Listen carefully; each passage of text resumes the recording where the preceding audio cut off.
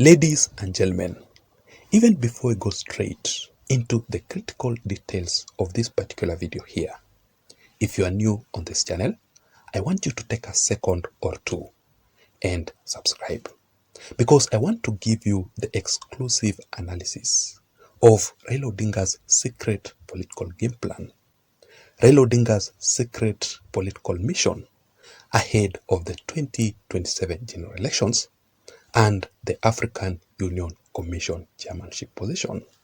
Raila Odinga stepping down from the African Union Commission chairmanship position. Or do you think that Raila Odinga will successfully manage to balance the two positions? You can also press the notification bell in this channel so that every time, immediately I post a video, YouTube will automatically send you the notifications, and therefore you will not miss any video that I post on this channel. Now let us go straight into the details. So there is this famous African proverb that says, mtaka yote ukosa yote. This proverb can be used very well to describe Raila Amolo Odinga. I will work for the continent of Africa, but at the same time work for Kenya. I can be able to scale the stairs and chew the gum at the same time. The question here is, has Raila Odinga sensed defeat in the African Union Commission chairmanship position? Or what exactly is Raila Odinga's secret political game plan ahead of the 2027 general elections? And do you think that Raila Odinga will be successful in his secret political mission? Because currently, as we speak, Raila Odinga is campaigning for the African Union Commission chairmanship position. And in fact, according to the reports, is that Raila Odinga is a candidate who is endorsed by the East African community. The rules of the African Union Commission chairmanship position are very clear, that Raila Odinga must resign, must retire from the local politics. But the most shocking thing is that Raila Odinga is also campaigning for the 2027 presidential bid. Raila Odinga is already telling his supporters that he is ready to step down from the AUC position for the 2027 presidency. He is telling them, mukiniita nitaitika. I will also play for you that particular video shortly, and I will be able to explain to you how Raila Odinga is campaigning for the 2027 general elections.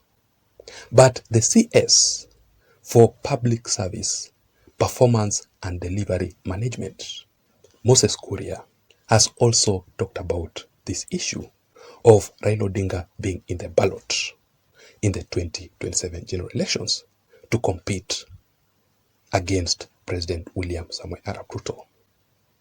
One thing that I know for sure is that if Raila Odinga will be in the ballot, he will be defeated by President William Samoei Arap Ruto. That is the fact. There is no way that Raila Odinga is going to defeat William Ruto in the 2027 general elections. But I want to read for you this statement by Moses Kuria. Let me just show you. The headline is, Raila Amolo Odinga will leave, Raila will resign from the African Union job to run for presidency in 2027.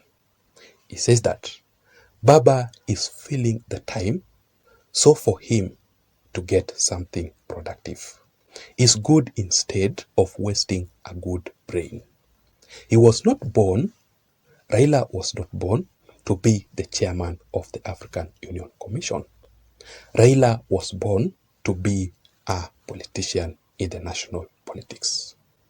Raila Odinga will resign from the AU job and hand it over to another East African leader to complete his 4-year term if he secures the appointment.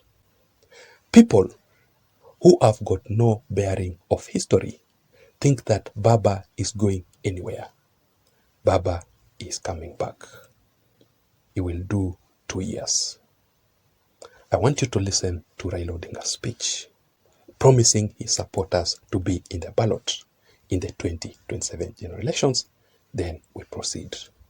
I will work for the continent of Africa, but at the same time work for Kenya. I can be able to scale the stairs and chew the gum at the same time. Kwa hivyo watu ambao wanasema ati baba anatoka, sijui baba nani, wanahangaika, anasema ng'oo, baba yuko tu hapa. Na wakati ikifika, mkinitaka baba, na mkiniita, nitaitika. So walisema, zamani tulikuwa tunaimba nikiitwa nitaitika. So this is exactly how Raila Odinga is campaigning for the 2027 presidential bid. Number one, the National Dialogue Committee report. Just a quick reminder, just as I had said it earlier on, that the African Union Commission rules are very clear that Raila Odinga must retire from the local politics. But recently, we saw Raila Odinga receiving the National Dialogue Committee report. And in fact, Raila Odinga is saying that he wants that report to be implemented as soon as possible, immediately or rather urgently, without any alteration, just as it is. So the question here is, what exactly is Raila Odinga's secret mission with the National Dialogue Committee report ahead of the 2027 general elections? There are very, very many reasons. But one of it is that Raila Odinga wants to use the National Dialogue Committee report to craft a new political alliance ahead of the 2027 general elections. The truth here is that Azimio la Umoja One Kenya alliance is dead completely. And remember, the National Dialogue Committee report proposes various positions. So therefore, it will be very easy for Raila Odinga to convince leaders to support him once again, promising them the position proposed by the National Dialogue Committee report. So basically, Raila Odinga is using, that is why he's very keen on the National Dialogue Committee report, because he will use it ahead of the 2027 general elections. Number two, Raila Odinga's ODM party.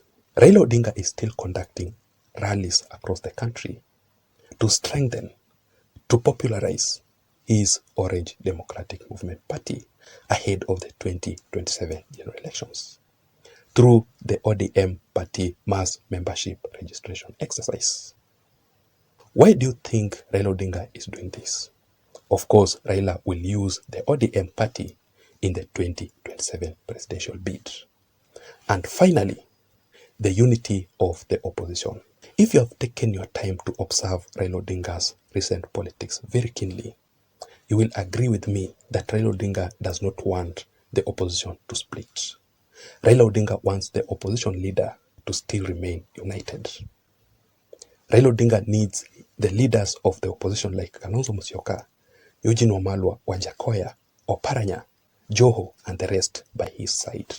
In fact, Raila Odinga has gone a further step to look for the lost allies in the 2022 general elections. Let me read for you this article here from this newspaper, which says, tension over the return of lost Uhuru Kenyatta, Raila Odinga's allies.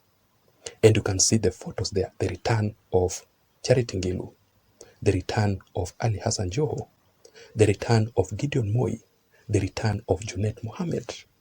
Raila Odinga needs all of these leaders by his side to use them again in the 2027 general elections. That is it, ladies and gentlemen. I don't know what you think. I would also want to know your thoughts, your views, and your opinions in the comment section down below. The question here is, what exactly is Raila Odinga's secret political game plan ahead of the 2027 general elections?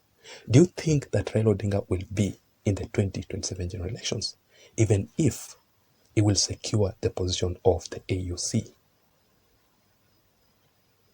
Please don't forget to subscribe to this channel, otherwise I don't have much. Let me see you again in my next political analysis. My name is Jason. Bye-bye.